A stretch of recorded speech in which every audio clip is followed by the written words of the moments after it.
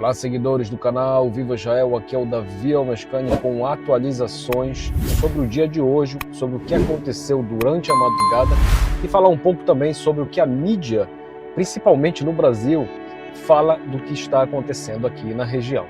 Bom, primeiramente, eu queria falar que os alarmes continuaram soando durante a madrugada. Eu não abri uma live porque realmente não era algo extraordinário, algo que aconteceu em um local que não tinha acontecido antes, no dia anterior.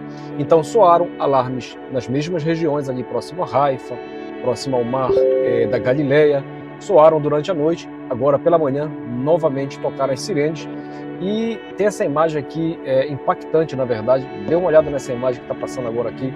O cara está dirigindo normalmente, isso aconteceu agora pela manhã, tá?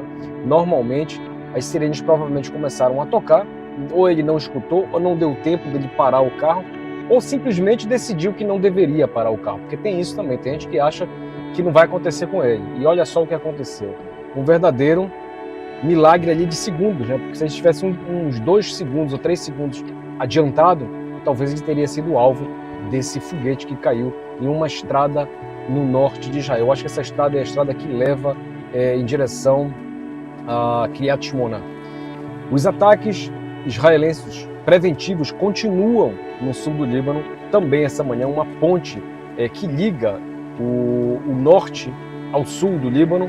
Existe uma ponte lá que é muito importante naquela região, foi destruída hoje pela Força Aérea. A gente pode entender que isso aí é mais ou menos como uma preparação de isolar o sul do norte ali do Líbano, o sul do Líbano, para que não tenham acesso outros combatentes e terroristas do Hezbollah, e também que tenha-se livre trânsito naquela região. Assim eu enxergo o que foi feito nessa manhã. Os alvos ainda continuam sendo atacados na região do sul, principalmente no sul.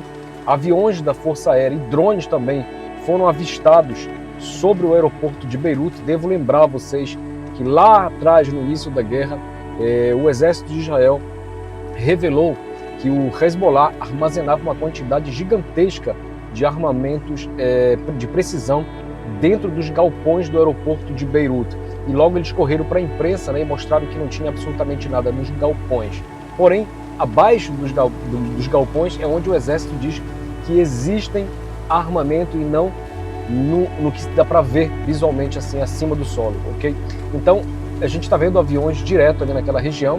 A gente deve imaginar que em breve isso aí será o próximo alvo, se já não é o alvo nesse exato momento que estou gravando esse vídeo, ou você está assistindo esse vídeo, dependendo do horário. O horário local agora em Israel é 12:15, a guerra continua em alta intensidade aí no norte. Segundo o exército, mais de 1.500 alvos foram destruídos ontem naquela grande operação da Força Aérea, uma operação que vai ficar aí para a história mesmo da capacidade e da quantidade de alvos que já tinham sido marcados antecipadamente, que foram destruídos ontem nesse mega ataque aéreo lá no sul do Líbano. Agora queria falar só um pouquinho aqui rapidinho sobre a imprensa, principalmente a imprensa do Brasil, né, que é o idioma que a gente fala. Passando rapidamente pelas matérias, de novo aqueles títulos impressionantes, como é que o cara consegue escrever esse tipo de coisa. Eu falava sempre aqui, sempre eu mostrava todos os alarmes, eu mostro os alarmes todos os dias que tocam em Israel desde o início dessa guerra, lá no dia 7, sempre mostrando para vocês, para mostrar que, ainda falava o seguinte, que no dia que Israel resolver contra-atacar com força total, o mundo inteiro vai acordar para mostrar essa guerra.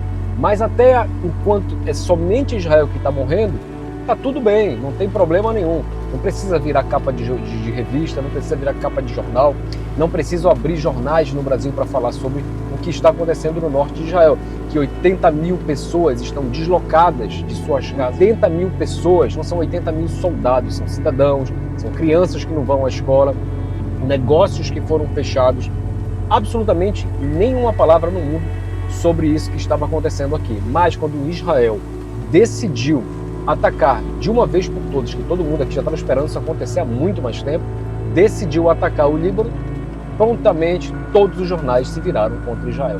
Eu acho que já está na hora, já está na cara que o povo já não compra mais essa mentirada aí da imprensa brasileira, pelo amor de Deus, ninguém mais consegue acreditar nisso, porque tem alguém ainda que acredita nessas histórias, Israel está atacando pessoas indefesas, Israel está atacando alvos vazios, casas de pessoas. Já falei na live de ontem que essas casas possuem armamento dentro das suas casas. Essas pessoas receberam dinheiro durante todos esses anos, desde 2006, para armazenar mísseis de precisão, bombas do Hezbollah, foguetes e até mesmo lançadores de mísseis de dentro dos seus estacionamentos. Então esses são os alvos da Força Aérea Israelense e esse continuará sendo os alvos lá para frente. Agora, o Exército divulgou que mais que 50% da capacidade militar de mísseis, de lançadores de mísseis do Hezbollah foi destruída.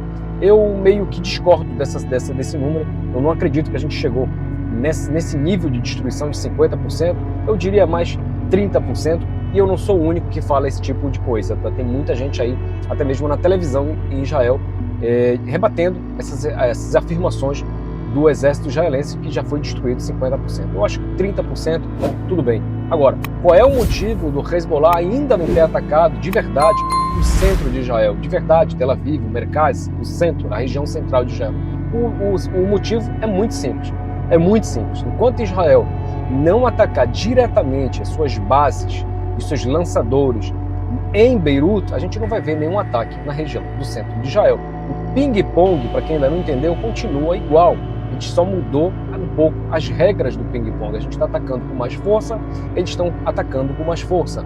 A gente ataca um pouco mais longe, eles também atacam um pouco mais longe. Mas o ping-pong continua exatamente o mesmo.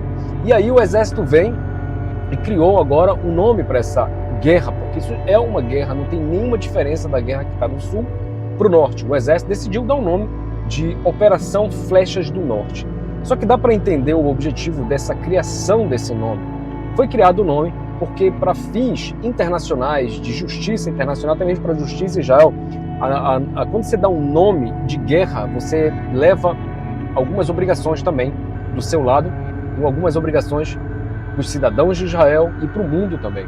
Então, eles mudaram esse nome de guerra para operações para tentar ficar livre um pouco das obrigações. E talvez esse seja o objetivo de Israel, chamar isso de operação para não chamar de guerra. Porque quando tu vai declarar guerra, tu vai declarar guerra contra quem? Contra o Líbano. Só que a gente sabe que o Líbano é um Hezbollah. Então, para evitar talvez uma polêmica internacional de que a gente abriu e declarou guerra contra o Líbano, Israel decidiu chamar isso aí de operação até o momento. Pode ser que lá para frente isso aí se transforme também em a Guerra do Líbano 3, porque a gente já teve a 1, a 2 e essa é a 3.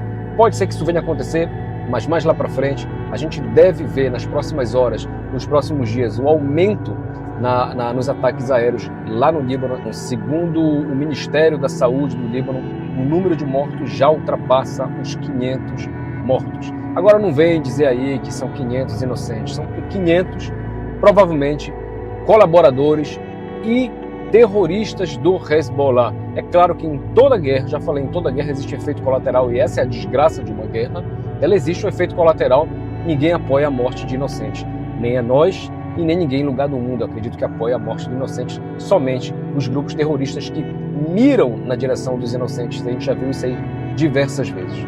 Bom, por enquanto é só. Se tiver mais alguma coisa que acontecer durante o dia, eu irei abrir outro vídeo para conversar com vocês.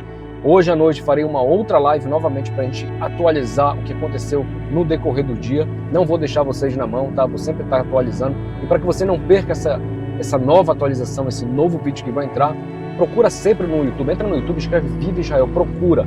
Assiste 1, 2, 3 vídeos, bota um comentário, porque só assim o sistema entende que você quer ser notificado. Às vezes ligar a notificação não é suficiente, você precisa assistir, comentar, dar like e compartilhar. Só assim começa a entender o algoritmo que isso é de seu interesse e vai começar a te mostrar diversas vezes os outros e novos vídeos. Um abraço a todos os amigos de Israel e até o próximo vídeo.